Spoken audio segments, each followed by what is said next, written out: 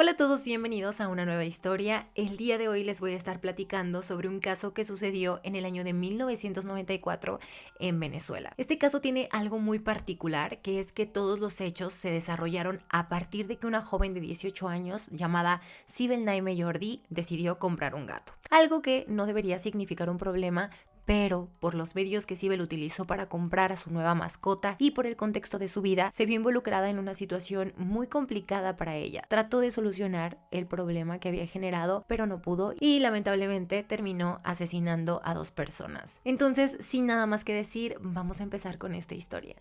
Sibel Naime Jordi nació el 24 de enero de 1976 en la ciudad de Caracas, Venezuela. Su papá, Shauki Naime, y su mamá, Salam Jordi, eran libaneses, pero tenían bastante tiempo radicando en Venezuela, ya que en este país el papá de Sibel ejercía su profesión como médico. Trabajaba en la clínica Santa Sofía y también era uno de los principales accionistas de la firma digital médica. La familia Naime Jordi estaba conformada por Sibel, por sus 2 hermanos, por su mamá y por su papá. Todos vivían en Prados del Este, una zona de clase media alta en Caracas. Se sabe que el doctor Naime, desde que sus hijos eran pequeños, acostumbró a educarlos con mucha severidad. O sea que cuando él consideraba que sus hijos se estaban portando mal, los castigaba incluso a golpes. Por esto Sibel desde niña aprendió que lo mejor para ella era evitar a toda costa los castigos de su papá. Así pasaron varios años hasta 1994. Por ese momento Sibel ya tenía 18 años de edad y en apariencia tenía una vida tranquila. Vivía con sus papás, iba a la escuela y aunque trataba de portarse bien, generalmente se metía en problemas. Por una parte era difícil cumplir las expectativas que su papá tenía sobre buen comportamiento porque le prohibía hacer muchas cosas que tal vez por su edad ella sentía curiosidad de hacer, como por ejemplo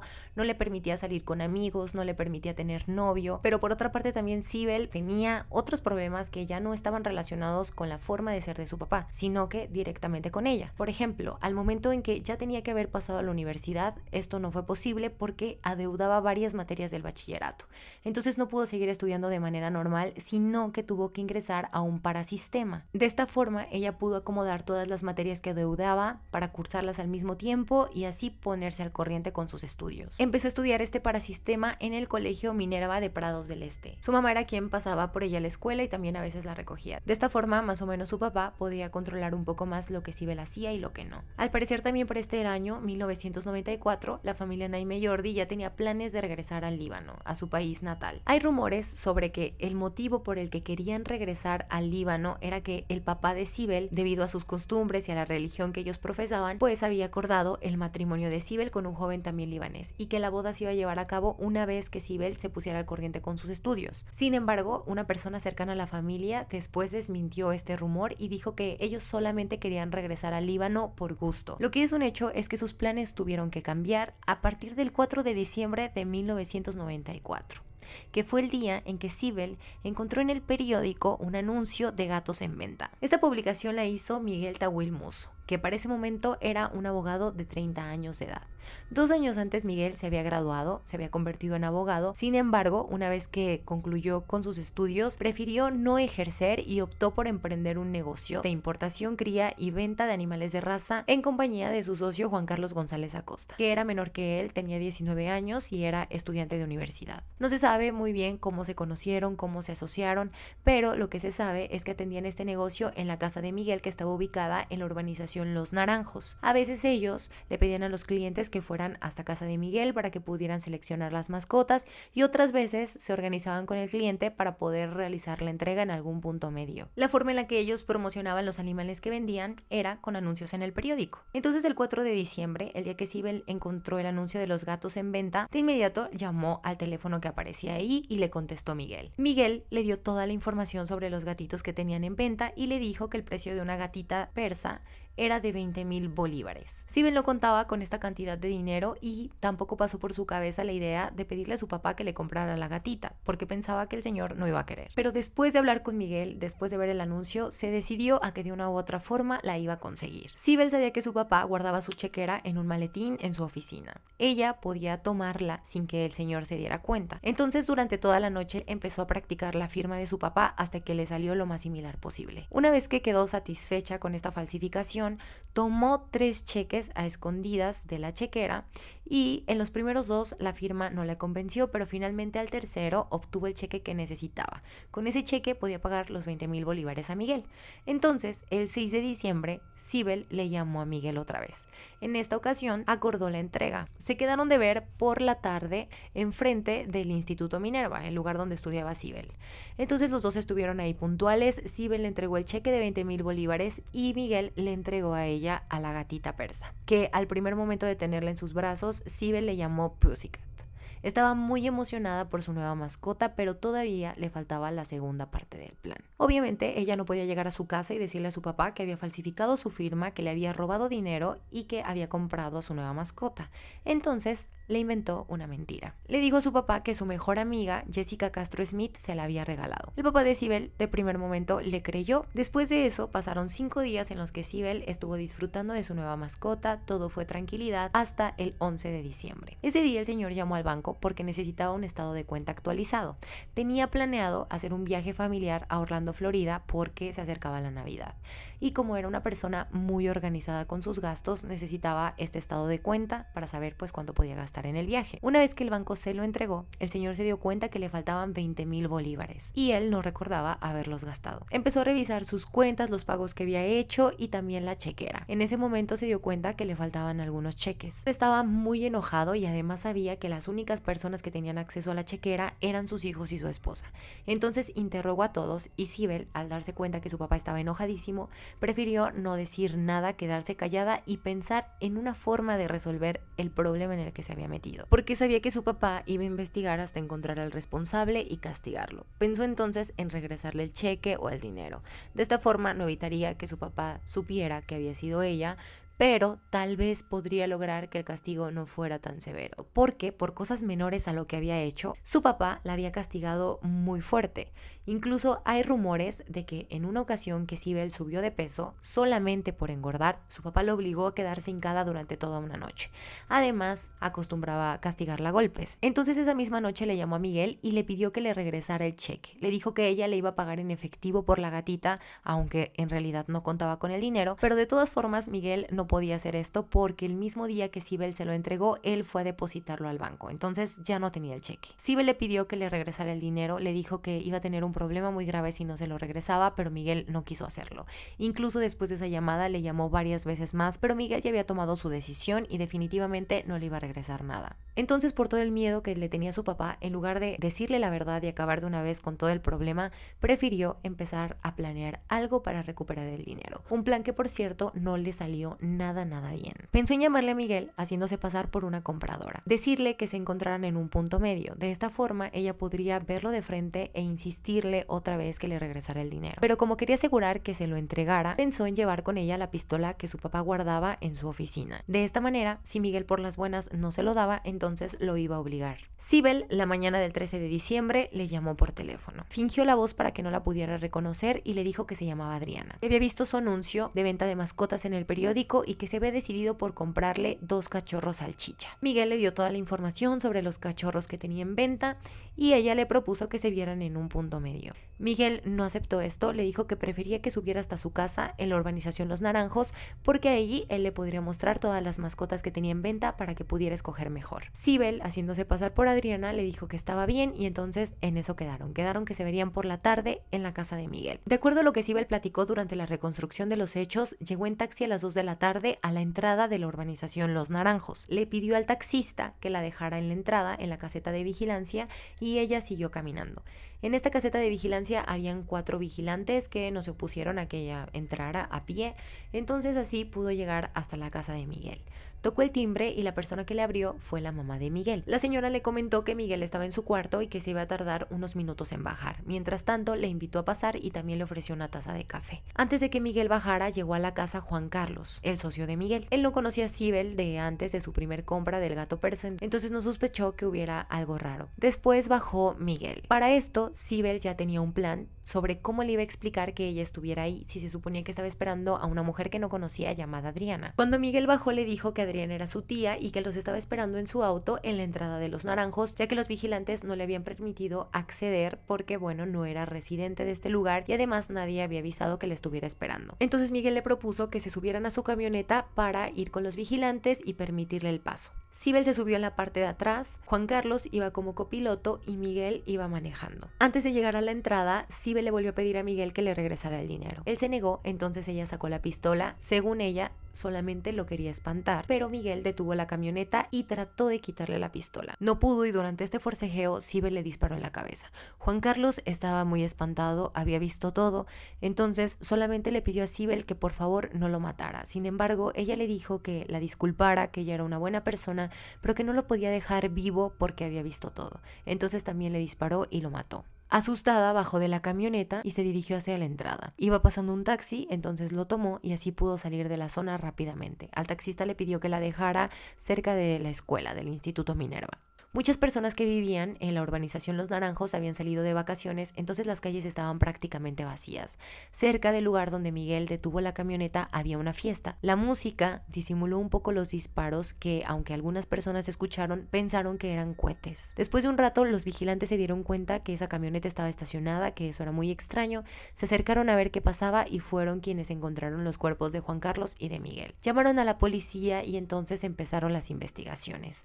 Habían en total 5 testigos, que eran los 4 vigilantes y la mamá de Miguel. Todos coincidían en que ese día una mujer que nadie conocía había ido a buscar a Miguel supuestamente para comprar mascotas. Con esta información al principio se hicieron algunas teorías sobre lo que pudo haber pasado. Se hablaba de que tal vez una banda de delincuentes en la cual participaba esta mujer de la que los testigos hablaban había tratado de secuestrarlos y que ellos al intentar defenderse terminaron siendo asesinados. También se planteó la idea de que a lo mejor todo se trataba de una venganza pensando en que Miguel de profesión era abogado.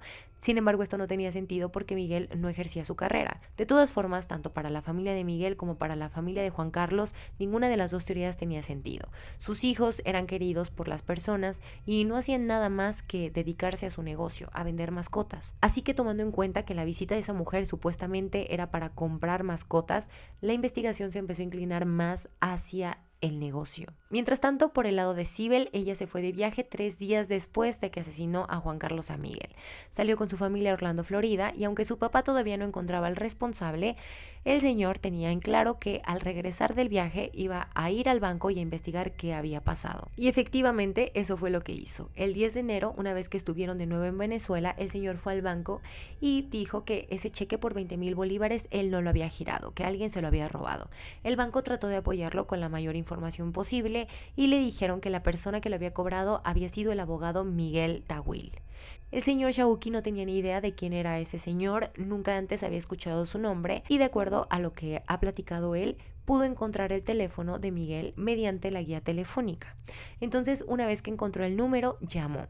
La persona que le contestó fue Antonio Tawil, el papá de Miguel. El señor le preguntó qué se le ofrecía, que si estaba interesado en comprar alguna mascota. El doctor Shawuki le dijo que solamente quería preguntarle algo. Fue entonces cuando el papá de Miguel le platicó lo que había pasado con su hijo, que al parecer lo había asesinado una banda de delincuentes. El señor Shawuki se sintió muy apenado, sintió que su llamada había sido bastante inoportuna, entonces solamente le ofreció sus condolencias y colgó la llamada. Pero con la información que le había dado el papá de Miguel, todo le había quedado claro. Se dio cuenta que Sibel le había robado el cheque para comprar a la gatita y que era mentira que su amiga se la había regalado. Confrontó a Sibel y ella, ya con toda la presión, terminó diciendo la verdad. Como era de esperarse, el señor la castigó a golpes y terminó incluso deformándole la cara. Pero lo peor para ella todavía estaba por llegar, porque todavía faltaban las consecuencias de todo lo que había hecho para tratar de evitar un castigo que de todas formas recibió. Para este momento la policía ya tenía más pistas. Se había logrado hacer un retrato hablado con ayuda de todos los testigos. También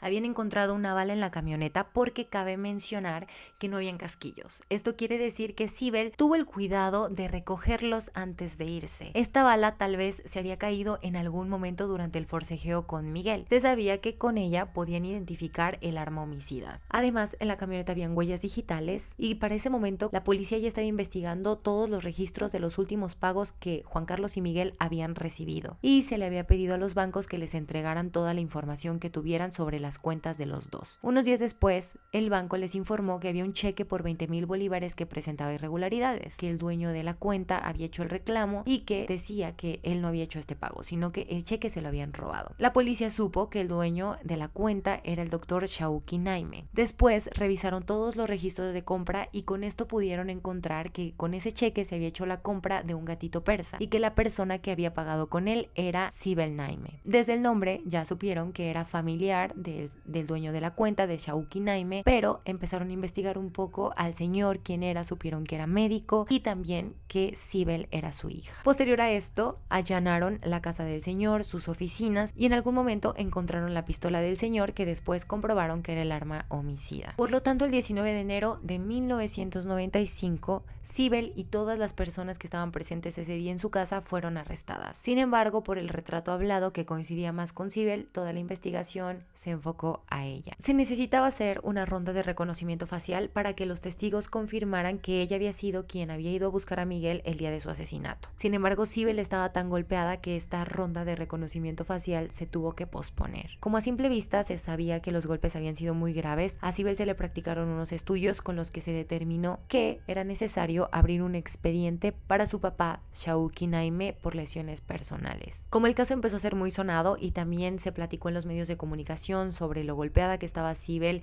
y se empezó a hablar todavía más de cómo era su papá, de cómo la controlaba, cómo la castigaba, se dividieron las opiniones sobre el caso. Habían quienes incluso justificaban lo que Sibel había hecho, diciendo que todo había sido consecuencia a la forma en la que su papá la había educado, por toda la opresión, todo el miedo que le tenía a su papá, y decían que ella lo único que quería al comprar esta gatita pues era una compañera. Por otra parte, había quienes apoyaban a la familia de Juan Carlos y de Miguel y que pedían que se pusiera todo el peso de la ley sobre Sibel. Aunque Sibel todo el tiempo dijo que ella solamente llevaba el arma para asustar a Miguel, se podría pensar que sus intenciones desde el principio eran asesinarlo, porque era consciente de que Miguel no le iba a regresar el dinero y de que su papá iba a ir al banco donde le iban a dar el nombre de Miguel y tarde o temprano el señor se iba a poder comunicar con él y Miguel era quien le iba a decir por qué le habían pagado con ese cheque. Entonces tal vez en algún punto pasó por la mente de Sibel que asesinándolo iba a poder evitar definitivamente que su papá se comunicara con él. Cuando Sibel ya estaba detenida, cumplió 19 años. Colaboró con toda la reconstrucción de los hechos, estuvo ahí presente y platicó cómo sucedieron las cosas, que es lo que les conté anteriormente. Su defensa trató de argumentar que tenía problemas psicológicos, sin embargo, con los exámenes que se le practicaron a Sibel se determinó que al momento de asesinar a los jóvenes ella era completamente consciente de lo que estaba haciendo. Entonces se le dio la sentencia de 30 años de cárcel por homicidio intencional calificado con alevosía, premeditación y empleo de astucia. Su defensa trató de apelar la decisión, pero no tuvieron éxito.